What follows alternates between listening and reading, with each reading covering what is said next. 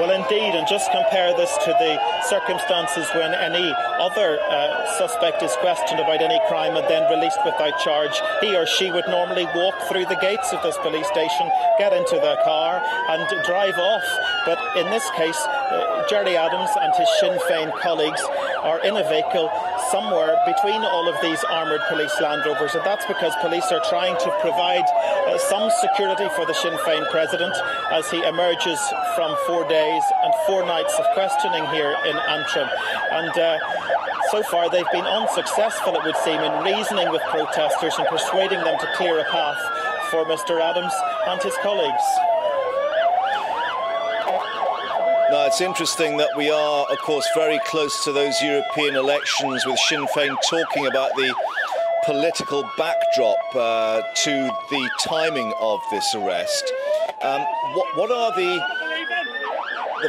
if we like, sensitivities there like at the moment between both sides of the political divide? I mean, is this now going to antagonise feelings even further when it comes to issues such as voting at the ballot box and the level of political debate and so on?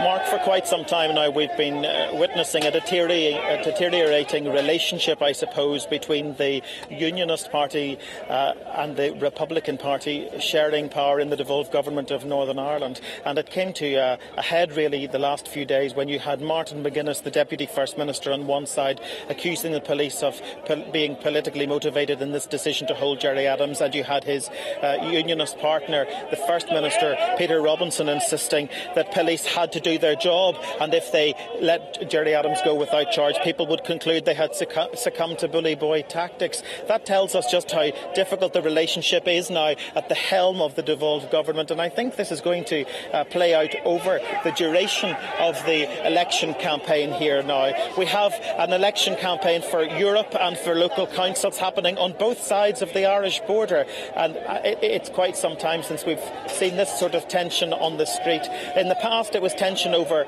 flags and tension over parades, and although the political parties made some progress on those issues in their talks with the US diplomat Richard Haas before Christmas, they were unable to find some sort of mechanism for addressing the issues of the past, issues like the murder of Jean McConville back in 1972. And I think it's that whole spectre of the past continuing to hang over the political process in Northern Ireland that's causing problems. And Mark, as we're speaking, I can see that some of these armoured police vehicles appear to be reversing back into the police station, and it would appear perhaps that they've decided that Mr Adams is not going to be able to leave at this time or be able to leave via this gate.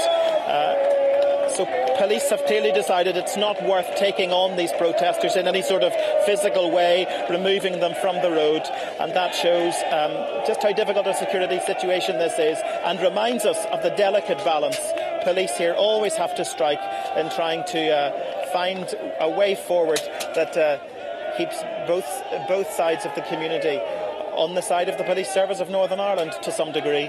And of course there is, the matter of personal security as well, I suppose, that has to be considered. But just going back to this, as you said, deterioration, I mean, I thought it was quite marked that Mr Robinson had used the phrase attempting to blackmail the police over the arrest of Mr Adams. Actually, I'm just going to break in, David, because we're just hearing from Sky sources now that Gerry Adams is believed to have left the police station, so that whether this was some kind of diversionary tactic and he's left through another access point, we don't know. Have you heard anything on the ground there? Well, yes, we are hearing similar reports at this side of the police station. There is at least the suggestion that a vehicle exited the police station by the rear gate a short time ago. We're not able to confirm that Gerry Adams was on board, but we understand that vehicle left the complex while police were dealing with this protest at the front.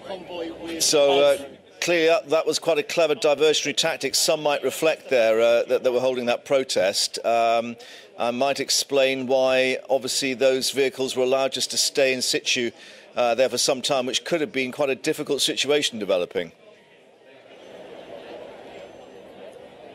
Yes, and Mark, I can also say that I've heard in the last few minutes that the vehicle which emerged from the rear exit of this police station a short time ago was also accompanied by armoured police Land Rovers. So I think we can fairly safely speculate that the Sinn Fein president has now left Antrim police station, where he's been held in custody for 4 days and 4 nights, having left released without charge, with a file sent to the Director of Northern Ireland's Public Prosecution Service to decide whether or not there is at some point a case for the Sinn Féin president to answer.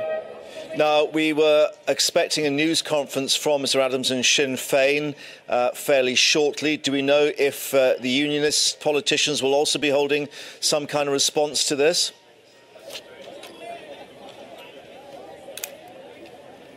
I think they'll probably wait until tomorrow morning.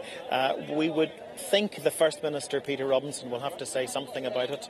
But I can now confirm for you that Gerry Adams has indeed left this police station and is making his way to West Belfast, where we expect to hear from the Sinn Féin president sometime later this evening. OK, David, thank you very much for that. So let's just reiterate what's been happening these past 15 minutes there with the 3 armoured Land Rovers that emerged from the front entrance of this high-security police station in Antrim. They were blocked when there was a sit-down protest in the road. Those protesters believed perhaps that Gerry Adams was on board that convoy, but as that was happening, as David Blevins, our correspondent, was indicating, another vehicle left the back entrance of this protected police station, again with some Land Rovers, some armoured Land Rovers, and we now have confirmation that Gerry Adams has indeed left the police station. If you are joining us, just to reflect on the fact he was effectively released from police custody earlier, having been questioned for more than 4 days, some reports suggesting for up to 17 hours a day. And despite that release, there is a file, we are being told, that will be passed to lawyers, and that will be from the Police Service of Northern Ireland, handed on to the PPS. And then we also heard that one of the lawyers involved in the PPS, Mr McGrory, will have no decision-making role in the case because of his past connections with Gerry Adams. So Barry McCrory QC will not be handling the case, they've just confirmed in the past few minutes.